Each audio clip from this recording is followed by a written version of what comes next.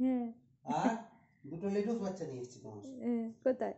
এই যে এটা হলো 4টা টমেটো বাচ্চা। টমেটো নিয়ে আসতে গেলে, টমেটো আমাদের তো এমনিই হয়ে যাচ্ছে গাছে, তবে ফেলে দিতে হচ্ছে। এটা হচ্ছে আলাদা বাচ্চা, টমেটো বাচ্চা। আলাদা আলাদা টমেটো ভেরিয়েন্টের বাচ্চা নাকি? মানে আলাদা রকমের আছে। আচ্ছা, আর যদি দেখি দেশি বেরিয়েছে তারপর তোমার অবস্থা খারাপ হয়ে যাবে। এটা আর মাটিটা কে নিয়ে আসবে? মাটিটার জন্য তো স্কুটি নিয়ে যেতে হবে, বাইকে করে মাটি আনতে পারবো না, কারণ মাটিটা অনেকটাই, 50 কেজির বস্তা। সত্যি কি ওটা ভালো হয়েছে। এটার একটা আরেকটা কালারও হয়। লেটুস পাতাটা ভালো করেছে এই সময় শীতকালে, বেশ স্যান্ডউইচ খাবো আমরা লেটুস পাতা দিয়ে। হ্যাঁ দেখি, লোকের ঘরে দেখেছি, এই প্রথমবার আমার বর কিনে এনেছে আমার জন্যে।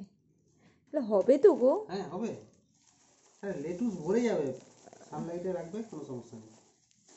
ও বাবা, অলরেডি তোমাকে একটা খাওয়ার জন্য ওদের পাতা দিয়েছে। হ্যাঁ, ওইটা পাকা পাতা কে খায় গো? লেটুস পাতা সমস্ত রকম খায়, পাকা হোক কাঁচা হোক। এই যে গোড়াটা,